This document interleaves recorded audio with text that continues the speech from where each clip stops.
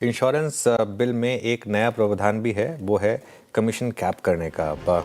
लक्ष्मण जी के पास चलते हैं और यतिन से इसका इम्पैक्ट समझेंगे स्टॉक्स पर। यतिन जी बताइए किस तरह के प्रावधान हो सकते हैं यहाँ पर?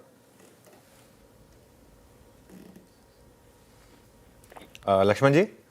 जी, मुझे लगा कि आप यतिन जी से सवाल पूछ रहे हैं। नहीं, आपसे पूछ रहा हूँ पहले मैं। पहले खबर बता दीजिए। हाँ, दरअसल ये जो इंश्योरेंस एक्ट है उसके सेक्शन 40 में सेक्शन 40 में अमेंडमेंट करने का प्रस्ताव रखा गया है। उसके तहत किसी भी इंश्योरेंस एजेंट के ऊपर जो कमीशन होता है उसको कैप करने का अधिकार जो है अथॉरिटी के ऊपर होगा।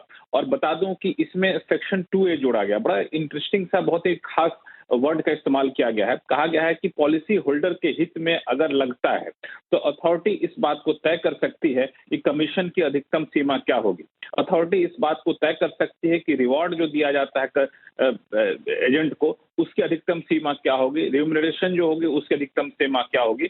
और इसके लिए एक पॉलिसी बनाई जाएगी, रेगुलेशन बनाया जाएगा। उस रेगुलेशन को, उस पॉलिसी को अथॉरिटी पहले फ्रेम करेगी और उसके हिसाब से ये तय किया जाएगा इंश्योरेंस एजेंट की कमीशन, रिवॉर्ड और ये सारे प्रावधान को लेकर के। यानी ऐसा नहीं कि जिसका जितना मर्जी हो कमीशन दे सके, जिसको जितना मर्जी हो रिवॉर्ड दे सके, ऐसा नहीं होगा। उसकी एक अधिकतम सीमा होगी। सीमा कैसे तय की जाएगी वो IRDA तय करेगा। और इसके लिए एक मात्र सूत्र वाक्य होगा, वो होगा पॉलिसी होल्डर के इंटरेस्ट को ध्यान में रखना।